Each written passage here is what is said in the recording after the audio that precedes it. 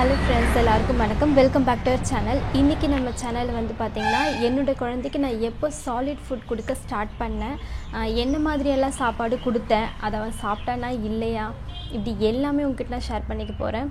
இந்த வீடியோ முழுக்க 5 மாதத்துலேருந்து 7 மாதத்துக்குள்ளே இருக்கிற குழந்தை வச்சுருந்தீங்கன்னா இந்த வீடியோ உங்களுக்கு தான். ஸோ ஃபுல்லாக மிஸ் பண்ணாமல் பாருங்கள், உங்களுக்கு ஒரு ஐடியா கிடைச்ச மாதிரி இருக்கும்.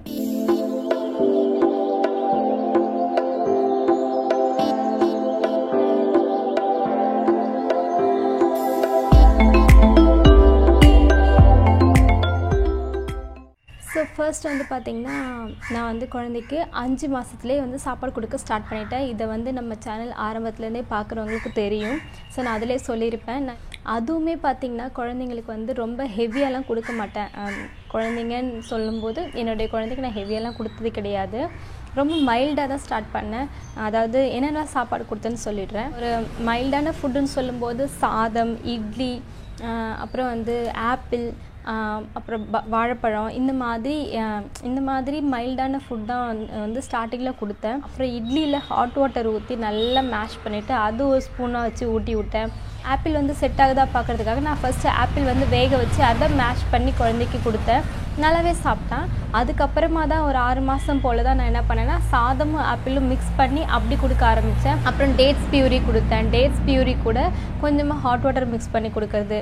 அப்புறம் சாதம் வந்து நல்லா மேஷ் பண்ணிவிட்டு அதில் வந்து டேட்ஸ் பியூரி போட்டு மிக்ஸ் பண்ணி கொடுத்துருக்கேன் 6-7 மாதம் இந்த மாதிரி டைமில்.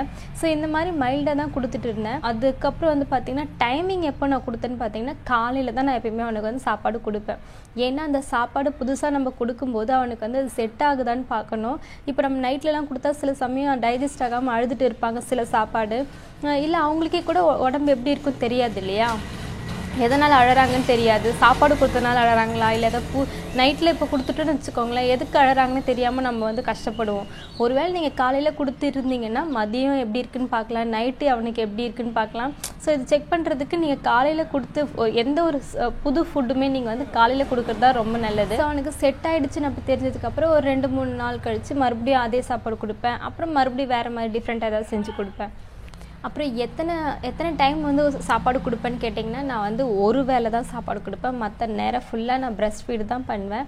இப்போ இன்றைக்கி ஒரு 5 மாதத்தில் நான் கொடுத்தேன் இல்லையா, நான் இன்றைக்கி காலையில் கொடுத்தேன்னா அவ்வளோதான். அதுக்கப்புறம் மறுநாள் காலையில் தான் வேறு ஏதாவது டிஃப்ரெண்ட்டாக கொடுத்து பார்ப்பேன். அதே திருப்பி கொடுக்க மாட்டேன். பட் டிஃப்ரெண்ட்டாக கொடுக்கறதுனால அவங்களுக்கு டிஃப்ரெண்ட் டேஸ்ட் இருக்கும். சில குழந்தைங்க சாப்பிடுவாங்க, சில குழந்தைங்க வந்து அதை அக்செப்ட் பண்ணிக்க மாட்டாங்க, டக்குன்னு ஏற்றுக்கிறதுக்கு கொஞ்சம் டைம் எடுத்துப்பாங்க. சில குழந்தைங்க பார்த்திங்கன்னா 6 மாத குழந்தையே வந்து சாப்பாடு புதுசாக இன்ட்ரடியூஸ் பண்ணும்போது சாப்பிட மாட்டாங்க. அது அவங்களுக்கு புதுசாக இருக்குது. அதனால நீங்கள் அதை பெருசாக எடுத்துக்காதீங்க. கொஞ்சம் கொஞ்சமாக அவங்களுக்கு கொடுத்து பாருங்கள். நம்ம தான் ரொம்ப பொறுமையாக இருந்து குழந்தைங்களுக்கு வந்து ஊட்டணும்.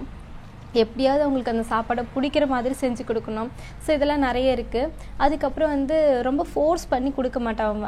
ரொம்ப வந்து நெளிஞ்சிட்டே வேணான்னு அழுதே இருந்தானா சரி நான் விட்டுருவேன். அதுக்கப்புறம் நான் பிரஸ்ட் ஃபீட் தான் பண்ணுவேன். நான் சில சமயம்லாம் பார்த்திங்கன்னா நான் வந்து ஹோல் டே வந்து பிரஸ்ட் ஃபீட் தான் பண்ணிட்டு இருந்தேன்.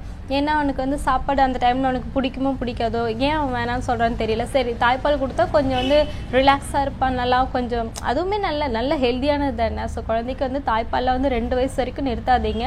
ஸோ 5 மாத குழந்தையா இருக்கும்போது இந்த மாதிரி ஒரு வேளை சாப்பாடு கொடுத்துட்டு இருந்தேன். 6 மாதம் ஆனதுக்கப்புறம் 2 வேளை சாப்பாடாக நான் வந்து கொஞ்சம் எக்ஸ்டெண்ட் பண்ணிக்கிட்டேன். அதுவுமே டிஃப்ரெண்ட்டாக செஞ்சு கொடுப்பேன். இப்போ சாதமும் வாழைப்பழமும் மிக்ஸ் பண்ணி கொடுக்கறது, அப்புறம் ஆப்பிள் வாழைப்பழம் 2த்தையும் மிக்ஸ் பண்ணி ஊட்டி விடுறது, வெறும் ஃப்ரூட்ஸ் மட்டும் கொடுக்கறது, இந்த மாதிரிலாம் வந்து ஏதாவது பண்ணி உருளைக்கிழங்குலாம் வேக வச்சு அதை நம்ம மேஷ் பண்ணி லைட்டாக பிரஸ்ட் மில்க் போட்டு குழன்னு ஆக்கி அந்த மாதிரி ஊட்டி விட்டுருப்பேன். அப்புறம் வந்து இதான் இந்த மாதிரி தான் கொடுத்துருக்கேன். மைல்டாக தான் கொடுத்துருக்கேன். ஸோ அது நல்லாவே சாப்பிட்டாங்க. நான் சும்மா சொல்லக்கூடாது குழந்தைய வந்து சாப்பிட்ல அப்படிலாம் சொல்ல மாட்டேன். நல்லாவே சாப்பிட்டாங்க. அது எல்லா குழந்தையுமே இப்படி ஏற்றுப்பாங்கன்னு சொல்ல முடியாது இல்லையா. ஸோ நீங்கள் வந்து ட்ரை பண்ணி பாருங்கள். அவங்களுக்கு பிடிக்குது சாப்பிட்றாங்கன்னா நீங்கள் கொடுங்க. மறுபடியும் அதே சாப்பாடை கொடுக்குற மாதிரி உங்களுக்கு இருந்ததுன்னா ஒரு 4 நாள் கழித்து மறுபடியும் அப்படி கொடுங்க. தொடர்ந்து அதே மாதிரி கொடுக்காதீங்க. ஏன்னா நீங்கள் வந்து இந்த ஒரு 12 மாதத்துக்குள்ளே ஒரு 6லேருந்து 12 மாதத்துக்குள்ளே பார்த்தீங்கன்னா நீங்கள் கண்டிப்பாக எல்லா சாப்பாட்டு எல்லா வெஜிடபிள்ஸுமே நீங்கள் குழந்தைக்கு இன்ட்ரடியூஸ் பண்ணியிருக்கணும், சால்ட் சுகர் ஆட் பண்ணாமல். பட் ஒயிட் சுகர் சால்ட் இது எதுவும் ஆட் பண்ணாதீங்க.